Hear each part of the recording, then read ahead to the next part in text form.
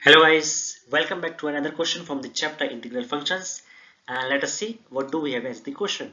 So we have to find the integral of a function, and the function is given over here, sin square x upon 1 plus cos x, and we have to integrate it with respect to x. So how should we proceed with this question? The idea is to break this function to a simplified trigonometric function. That is, we can have trigonometric function 1, trigonometric function 2, trigonometric function 3, and they should be separated by plus or minus. What I mean, you can have a trigonometric term like cos x plus 1 or plus sin x for that case, anything. But these trigonometric terms should not be multiplied to each other, otherwise our integration will be pretty difficult. So this is our motive. We have to just break the above expression or the function into this form. So how do we do this? We take help from the standard trigonometric identities. So let us see what we have to do.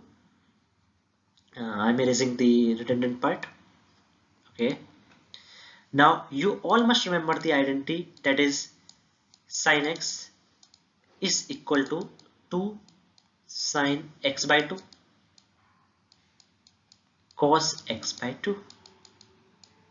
So we are taking help from this identity. We have sin square x here. So already we have sin x. So sin square x will be the square of this thing and the square of this thing.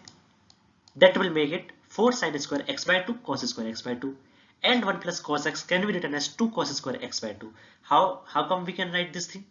We can take it as cos 2x is equal to 2 cos square x minus 1 is equal to 1 minus 2 sin square x.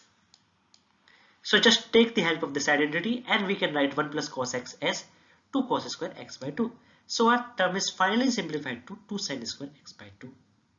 Still, the power of the trigonometric term is 2 here. So the integration is not possible. So what do we do next? We take the help of this identity. We can see that cos 2x is equal to 1 minus 2 sin square x. So by shifting 2 sin square x to the left hand side here and cos 2x to the right hand side, we can get the value of 2 sin square x. And we already have 2 sin square x by 2. So taking help from this identity, we get 2 sin square x by 2 as 1 minus cos x. And now this integration is pretty easy, as we have successfully broke this expression into a simplified trigonometric expression which are separated by minus. So now integration of 1 is x, and integration of cos x is sin x. That is what we are getting here in the answer, x minus sin x plus c, where c is an arbitrary constant. So I hope you all got it. Thank you and have a nice day.